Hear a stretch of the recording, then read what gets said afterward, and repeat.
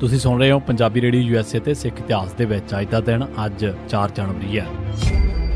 13 ਅਪ੍ਰੈਲ 1978 ਨੂੰ ਅੰਮ੍ਰਿਤਸਰ ਦੇ ਵਿੱਚ ਨਿਰੰਕਾਰੀਆਂ ਵੱਲੋਂ ਕੀਤੇ ਗਏ ਸਿੱਖ ਕਤਲੇਆਮ ਦਾ ਮੁਕੱਦਮਾ ਹਾਈ ਕੋਰਟ ਦੇ ਹੁਕਮ ਦੇ ਨਾਲ ਪੰਜਾਬ ਤੋਂ ਬਾਹਰ ਹਰਿਆਣਾ ਦੇ ਵਿੱਚ ਤਬਦੀਲ ਕਰ ਦਿੱਤਾ ਗਿਆ ਸੀ। ਇਹ ਮੁਕੱਦਮਾ mister RS Gupta additional session ਜੱਜ ਕੋਲ ਸੀ। ਇਸ ਮੁਕੱਦਮੇ ਦੇ ਵਿੱਚ ਬਾਦਲ ਸਰਕਾਰ ਦੇ ਵਕੀਲਾਂ ਨੇ ਕਮਜ਼ੋਰ ਕੇਸ ਤਿਆਰ ਕੀਤਾ ਅਤੇ ਢਿੱਲੇ ਤਰੀਕੇ ਦੇ ਨਾਲ ਲੜਿਆ। ਇਹ ਵੀ ਚਰਚਾ ਚੱਲ ਪਈ ਸੀ ਕਿ ਨਿਰੰਕਾਰੀਆਂ ਦੇ ਮੁਖੀ ਗੁਰਬਚਨ ਸਿੰਘ ਨੇ ਆਪਣੇ ਆਪ ਨੂੰ ਅਤੇ 61 ਹੋਰ ਮੁਜਰਮਾਂ ਨੂੰ ਸਿੱਖਾਂ ਦੇ ਕਤਲ ਤੋਂ ਪੂਰੀ ਤਰ੍ਹਾਂ ਬਰੀ ਕਰਵਾਉਣ ਵਾਸਤੇ ਜੱਜ ਗੁਪਤਾ ਨੂੰ ਇੱਕ ਮੋਟੀ ਰਕਮ ਰਿਸ਼ਵਤ ਵਜੋਂ ਦਿੱਤੀ ਹੈ। 4 ਜਨਵਰੀ 1980 ਨੂੰ ਗੁਪਤੇ ਨੇ ਇਹਨਾਂ ਮੁਜਰਮਾਂ ਨੂੰ ਬਰੀ ਕਰਨ ਦਾ ਫੈਸਲਾ ਦੇ ਦਿੱਤਾ। ਅਕਾਲੀ ਅਖਵਾਉਂਦੇ ਚੀਫ ਮਿਨਿਸਟਰ ਪ੍ਰਕਾਸ਼ ਸਿੰਘ ਬਾਦਲ ਨੇ ਇਸ ਫੈਸਲੇ ਦੇ ਖਿਲਾਫ ਸਰਕਾਰ ਵੱਲੋਂ ਹਾਈ ਕੋਰਟ ਦੇ ਵਿੱਚ ਅਪੀਲ ਤੱਕ ਦਾਇਰ ਨਾ ਕੀਤੀ। ਸਿੱਖਾਂ ਦੇ ਕਾਤਲਾਂ ਨੂੰ ਬਰੀ ਕਰਨ ਅਕਾਲੀ ਸਰਕਾਰ ਵੱਲੋਂ ਅਪੀਲ ਦਾਇਰ ਨਾ ਕਰਨ ਕਰਕੇ ਸਿੱਖਾਂ ਦਾ ਦਿਲ ਤੜਪ ਉੱਠਿਆ। ਸਿੱਖ ਆਲਮ, ਸਿੱਖ ਵਿਦਿਆਰਥੀ, ਜੁਝਾਰੂ ਸਿੱਖ ਅਤੇ ਸਾਰੀ ਸਿੱਖ ਕੌਮ ਸੋਗ, ਰੰਜ, ਗੁੱਸੇ, ਅਰੋਹ ਅਤੇ ਸੋਚ ਦੇ ਵਿੱਚ ਪੈ ਚੁੱਕੀ ਸੀ। 4 ਜਨਵਰੀ 1990 ਜਥੇਦਾਰ ਜਗਦੇਵ ਸਿੰਘ ਖੁੱਡੀਆਂ ਇੱਕ ਬਹੁਤ ਹੀ ਇਮਾਨਦਾਰ ਅਕਾਲੀ ਆਗੂ ਸਨ। ਉਹ ਸਦਾ ਪੰਥ ਵਾਸਤੇ ਕੁਰਬਾਨੀਆਂ ਕਰਦੇ ਰਹੇ।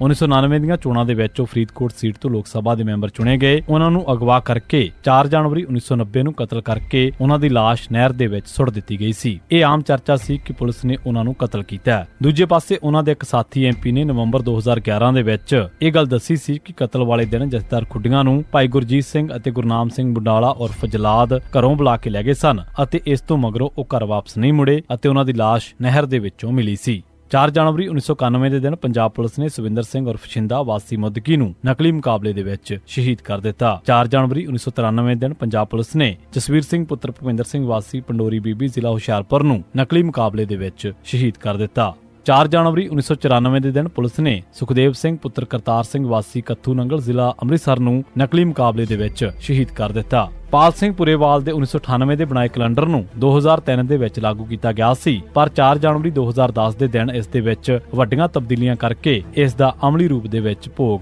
ਪਾ ਦਿੱਤਾ ਗਿਆ। ਇਹ ਸੀ ਸਿੱਖ ਇਤਿਹਾਸ ਦੇ ਵਿੱਚ 4 ਜਨਵਰੀ ਦਾ ਦਿਨ। ਤੁਸੀਂ ਸੁਣਦੇ ਰਹੋ ਪੰਜਾਬੀ ਰੇਡੀਓ USA।